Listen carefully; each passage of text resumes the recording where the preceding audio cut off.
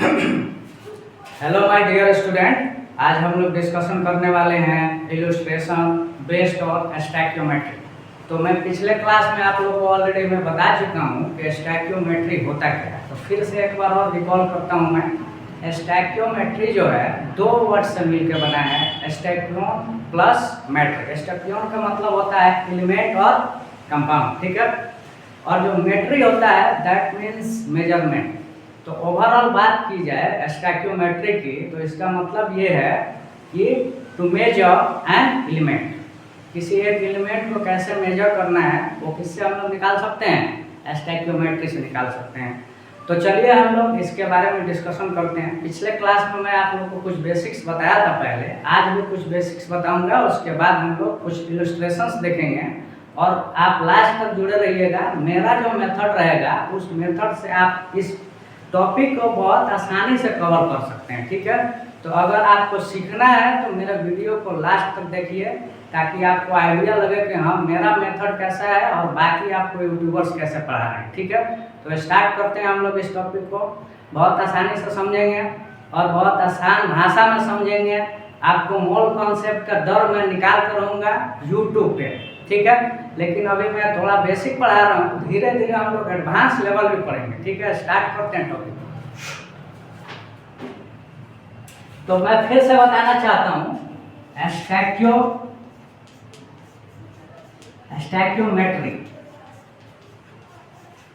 स्टैक्योमेट्री जो है ये दो वर्ड से मिलकर बना है। कौन कौन वर्ड? स्टैक्योन प्लस, बताइए, मैट्रिक प्लस मैट्रिक। क्लियर? स्टैक्योन का मतलब मैं आप लोग को ऑलरेडी बताया हुआ हूं, क्या होता है? एलिमेंट, या क्या कह सकते हो इसको, कंपाउंड भी कह सकते हो। क्लियर? चलिए आगे देखिए। मैट्रिक क्या है?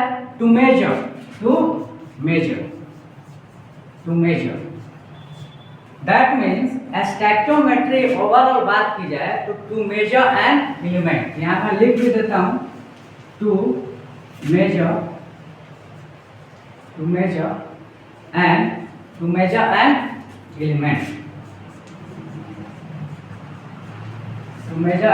एलिमेंट, ठीक है। चलिए कुछ बेसिक था ऑलरेडी हम लोग डिस्कस किए हुए हैं, आगे की चीजें समझेंगे। इस पे क्वेश्चंस कैसे आते हैं उससे पहले इसकी कुछ बेसिक्स फिर से दोबारा से हम लोग समझ लेते हैं।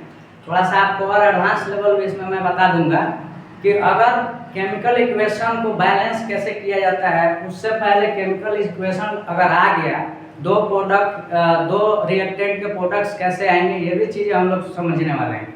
For example acid plus base जब रिएक्ट करता है तो क्या बनाता है? एसिड प्लस बेस जब रिएक्ट करता है तो salt plus water plus carbon dioxide बनाता है, ठीक है। तो इस पे हम लोग कुछ अभी इलस्ट्रेशंस देखेंगे और हम लोग स्टैक्योमेट्री के बारे में भी उसमें समझेंगे, ठीक है। तो चलिए फिर से टॉपिक की तरफ चलते हैं, थोड़ा सा और आगे बढ़ते हैं।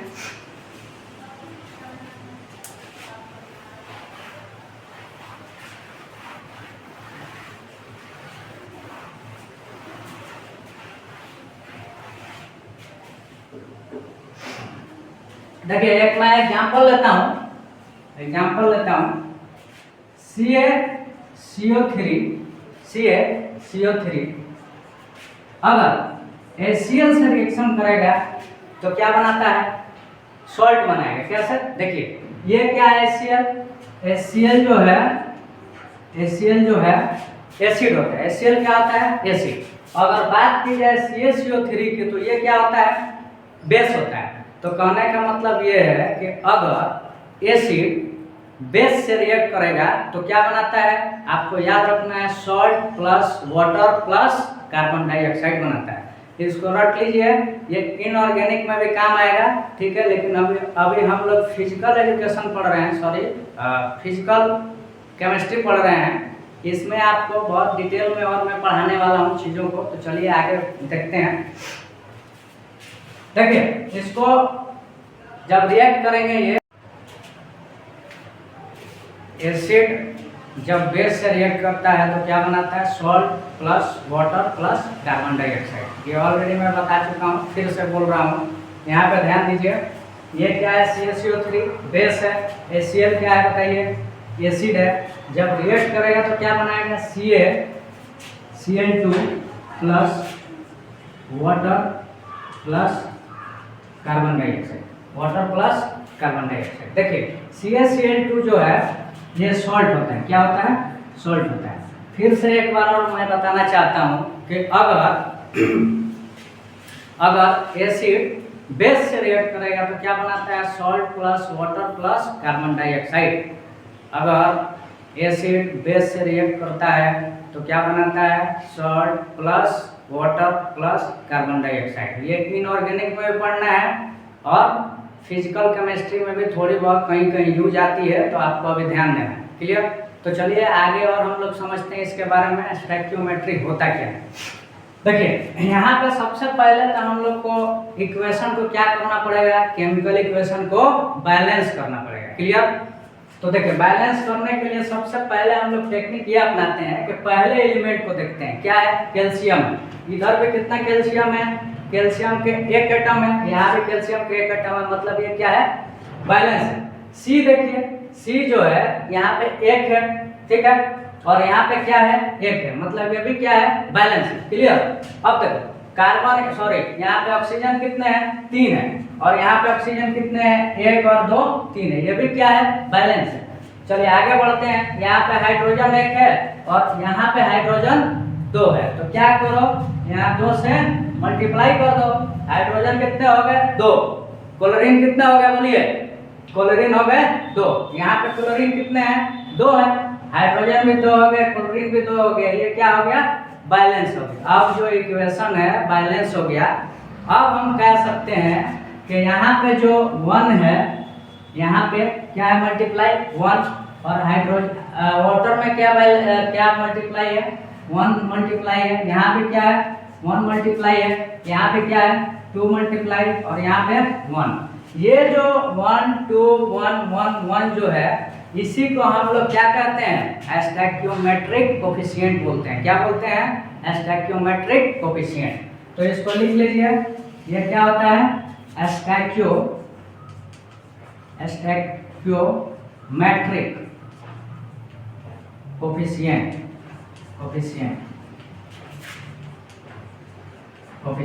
ठीक।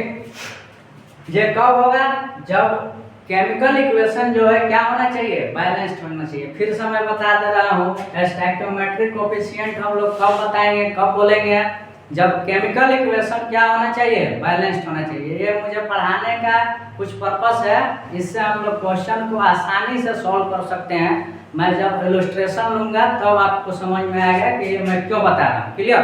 तो अभी बेसिक इतना समझ चाहिए, क्वेश्चन बहुत आसानी से तुम लोग कर सकते हो। मैं ये चैलेंज देता हूँ, क्वेश्चन जो है बहुत आसानी से आप लोग निकाल सकते हो। नीट जेईई मेंस का दोनों का क्वेश्चन आप आसानी से निकाल सकते हो, मेरे मेथड से अगर आप चलोगे तब। तो चलिए हम लोग और थोड़ा आगे बढ़ते हैं, इसके बारे में थोड़ा सा और हम लोग डिस्कस करते हैं बेसिक चीजें। देखिए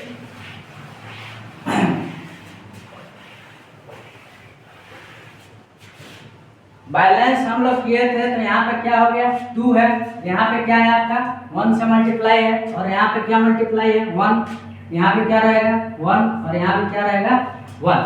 ये बेसिक चीजें हैं, इतनी तो सबको आनी चाहिए। अगर नीट और जेईई या 11th 12th में भी हो तब भी आनी चाहिए। क्यों? क्योंकि 10th में भी पढ़ना है 9th में भी पढ़ना है। ये बेसिक चीजें हैं, बैलेंस इक्वेशन आपको करने आना चाहिए। क्लियर?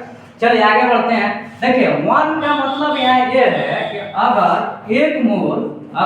आप 1 मोल CaCO3 का ले रहे हो तो आपको 2 मोल किसके लेने पड़ेंगे बोलिए, 2 मोल आपको लेना पड़ेगा किसके HCl के। क्लियर?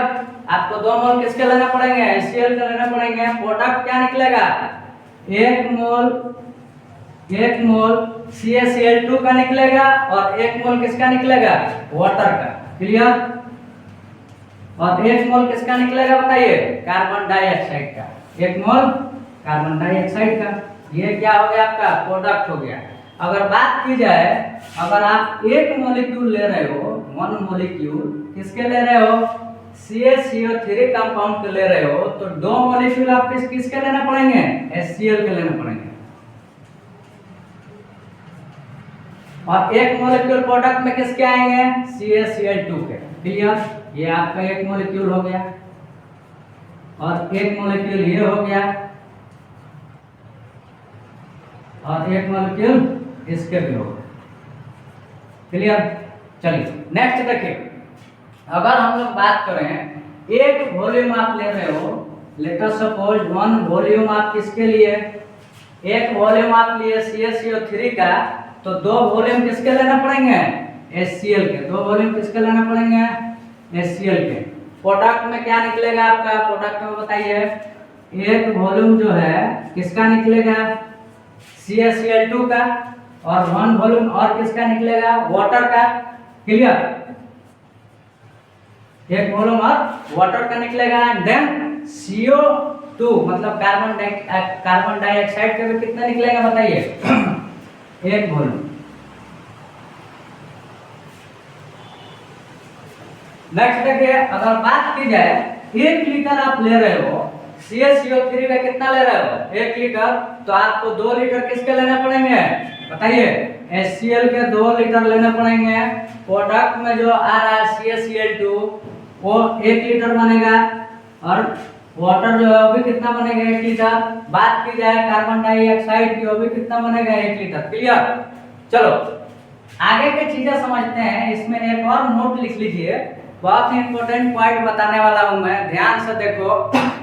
इसमें एक कंडीशन है, कंडीशन ये है कि जो टेम्परेचर और प्रेशर होगा वो क्या होगा, सॉरी टेम्परेचर नहीं, प्रेशर और वॉल्यूम जो होनी चाहिए इसमें क्या होनी चाहिए, कांस्टेंट होनी चाहिए। प्रेशर एंड वॉल्यूम क्या होनी चाहिए, इसमें कांस्टेंट होनी चाहिए। ध्यान दीजिए, P, V क्या होना चाहिए, इसमें कांस्टेंट होना चाहिए। P, V क्या होना चाहिए, कांस्टेंट। अगर कांस्टेंट नहीं रहेगा तो आप कैसे निकालोगे, PV = nRT फॉर्मूला यूज करके। उस पर भी मैं इलस्ट्रेशन एक ले लूंगा ताकि आपकी जो कॉन्सेप्ट है क्लियर हो जाए, क्योंकि बिना कॉन्सेप्ट के आप कोई एग्जाम नहीं निकाल सकते हो। ऊपर ऊपर पढ़ लोगे तो कुछ नहीं होने वाला है, इतना याद रखिए। मेहनत करने के बाद भी आप सक्सेसफुल होइएगा कि नहीं ये कोई नहीं जानता है, ठीक है। तो अभी आपको पढ़ना है तो थोड़ा सा ढंग से और मेहनत से लगन से पढ़िए, बेसिक चीज़ों को लेते हुए और हाई लेवल तक आपको मेहनत करके सीखनी है और बहुत आसानी से यहाँ पे सिखाया जाएगा अगर हमसे जुड़े रहिएगा। चलिए नेक्स्ट हम लोग बढ़ते हैं और आगे कुछ इलस्ट्रेशंस लेंगे ताकि आसानी से हम लोग क्वेश्चन को क्या हो सके, सॉल्व कर सके, ठीक है। ये बेसिक हो गया, अब आगे की चीजें देखते हैं।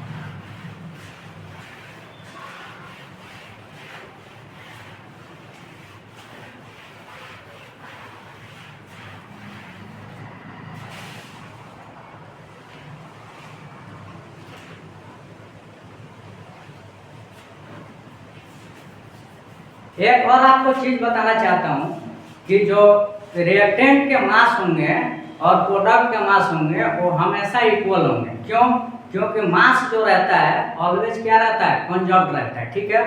वो एक फॉर्म से दूसरे फॉर्म में भले ही चेंज हो सकता है लेकिन मास जो रहेंगे उतने ही रहेंगे। फॉर एग्जाम्पल आप किसी लकड़ी को जलाओगे तो लकड़ी जल के किस में चेंज हो जाता है, ऐश में चेंज हो जाता है, प्लस कुछ स्मोक्स में बदल जाता है, स्मोक में धुएं में बन के उड़ जाता है। जब जितनी लकड़ी रहती है सेम उतने ही मास जो है दूसरे फॉर्म में चेंज हो जाते हैं। क्लियर, तो कहने का मतलब ये है कि अगर केमिस्ट्री से रिलेट करिएगा तो जो रिएक्टेंट के मास होंगे वो हमेशा किसके बराबर होंगे, प्रोडक्ट के बराबर होंगे। क्लियर, तो चलिए पहले हम लोग काम की चीज़ें कर लेते हैं, फिर बाकी और एक्स्ट्रा जो नॉलेज है वो भी हम लोग शेयर करते रहेंगे एक दूसरे से। आगे बढ़ते हैं। मैं अभी एक इलस्ट्रेशन लेने वाला हूं ताकि आपको स्टैकियोमेट्रिक्स का जो डर है वो थोड़ी दूर हो सके, बहुत आसानी से समझेंगे। मेरे मेथड से मैं फिर बोलना चाहता हूँ, मेरे मेथड से आप चलिएगा तो आप क्वेश्चन को बहुत इजीली सॉल्व कर पाइएगा। मैं ये ऑन कैमरा बोल रहा हूँ कि आसानी से आप चीज़ों को समझ सकते हैं, नहीं तो मोल कॉन्सेप्ट का डर जो है आपके दिमाग में बैठा रहेगा। फिर से सुन लीजिए, चलिए स्टार्ट करते हैं। हम लोग सीधे इलस्ट्रेशन से क्वेश्चन को सॉल्व करेंगे क्योंकि आफ्टर ऑल हम लोग को सॉल्व क्वेश्चन ही करना है। नीट और जेईई में आपको क्वेश्चन ही पूछने वाले हैं, ठीक। चलिए स्टार्ट करते हैं। क्वेश्चन है calculate mass of CO2, calculate mass of CO2 produced by CO2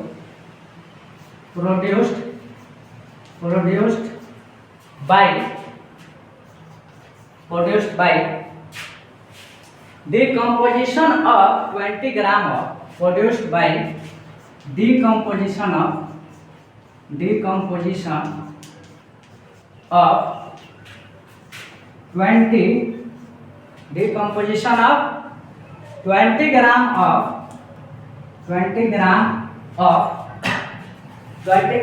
CaCO3, 20 gram of CaCO3।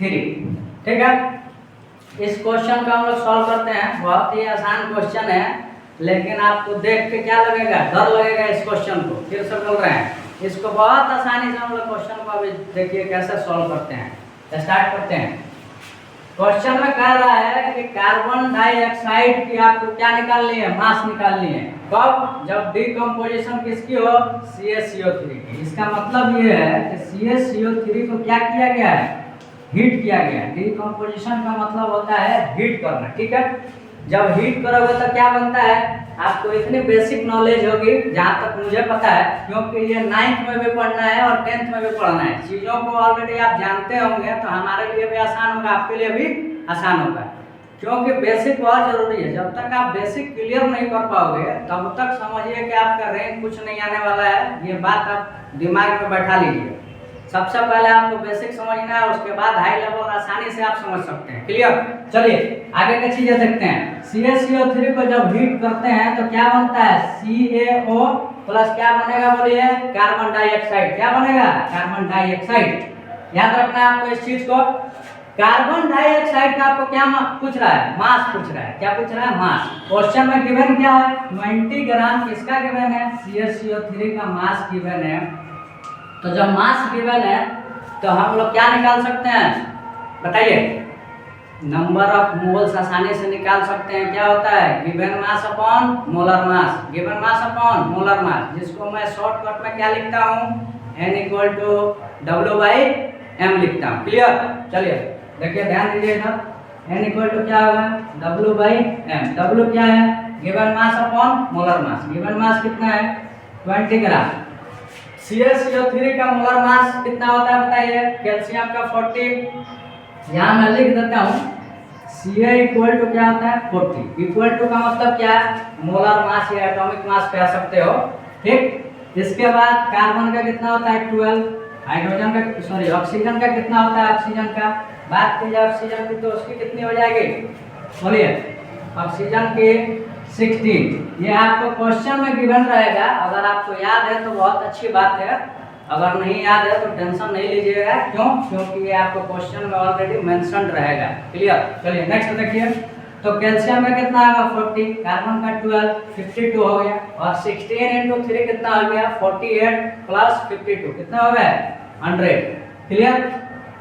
जब आप डिवाइड करोगे तो कितना आ जाएगा बताइए, 1/5 हो गया। ये कितना हो गया, 1/5, जिसको आप क्या लिख सकते हो, 0.2 लिख सकते हो। नहीं तो कैलकुलेशन आपको और अच्छे से करना है तो 20/100 को डायरेक्ट आप कितना लिख सकते हो, 0.2। ठीक है, तो जिसको जैसा लगे कैलकुलेशन, जिसको जिस तरह से आसान लगे आपको उससे सॉल्व करना है। जिनको लग रहा है कि 20/100 0.2 डायरेक्ट जानते हैं तो कर लीजिए, नहीं तो इसको क्या करना है, काट पीट के आंसर आप लाइए, 0.2 ही आएगा। क्लियर? चलिए, इसका मोल हमें अब पता चल गया तो हम लोग किसका निकाल सकते हैं, कार्बन डाइऑक्साइड का भी निकाल सकते हैं। कैसे? सबसे पहले तो इसको निकालने के लिए हम लोग जो केमिकल इक्वेशन है उसको बैलेंस करेंगे। तो देखिए बैलेंस कैसे करते हैं। कैल्शियम कितना है, 1 है। यहाँ पे कैल्शियम कितना है, 1 है। क्लियर? ऑक्सीजन यहाँ पे कितना है, 3। यहाँ पे भी कितना है, प्रोडक्ट में 3। 1 ऑक्सीजन और इधर कितने हैं, 2 है। टोटल कितने हो गए, 3 हो गए। कार्बन की बात की जाए तो यहाँ पे कार्बन 1 है और यहाँ पे कार्बन 1 है। मतलब ये इक्वेशन ऑलरेडी क्या है बताइए, ऑलरेडी बैलेंस्ड इक्वेशन है, तो हमें इसमें मेहनत करने की ज़्यादा नीड नहीं है। क्लियर? चलिए देखिए, यहाँ पे क्या हो जाएगा, 1, कुछ नहीं है मतलब 1, यहाँ भी 1, यहाँ भी 1। देखिए फिर से मैं यहाँ पे जोड़ दे के बोलना चाह रहा हूँ कि मेरे यहीं पे मेथड्स हैं। यहाँ पे आपको क्या करना है, बहुत गौर से देखिए, बहुत गौर से मैं बोल रहा हूँ, मतलब बहुत गौर से आपको देखना है। देखिए जिसका आपको निकालना है mass, I mean number of mole पहले निकालेंगे, उसके बाद हम लोग क्या निकाल सकते हैं, मास आराम से निकाल सकते हैं। फॉर्मूला हम जानते हैं, n इक्वल टू क्या होता है, W/m होता है। क्लियर? तो देखिए यहाँ पे आपको पूछ दिया जाए कि बताइए कार्बन डाइऑक्साइड में स्टोइकियोमेट्रिक कोएफिशिएंट कितने हैं, तो क्या बोलिएगा, एक है। कितना है, एक। तो यहाँ पे करना क्या है आपको, जो कार्बन डाइऑक्साइड का स्टोइकियोमेट्रिक कोएफिशिएंट है उसको डिवाइड कर देना है जिसके नंबर ऑफ मोल आपको पता है उनके किससे, बताइए, स्टोइकियोमेट्रिक के कोएफिशिएंट से। यहाँ पे डिवाइड करिए, मतलब ये इसका 1 stoichiometric coefficient divided by CaCO3 का स्टोइकियोमेट्रिक कोएफिशिएंट इनटू जिसका नंबर ऑफ मोल आपको पता है उससे क्या कर देना है, मल्टीप्लाई कर देना है।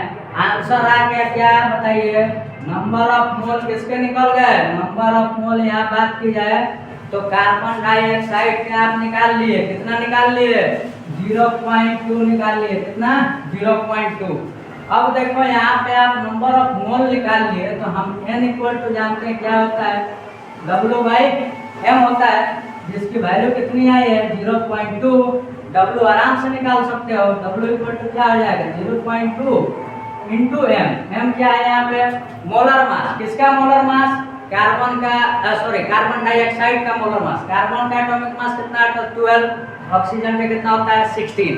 16 इंटू 2 कितना हो जाएगा, 32 प्लस 12 कितना हो जाएगा, 44। यहाँ पे 44 मल्टीप्लाई कर दो, आंसर कितना आ गया, 8.8 आपके क्या हो गए, आंसर आ गया। वो भी किस में आंसर आएंगे,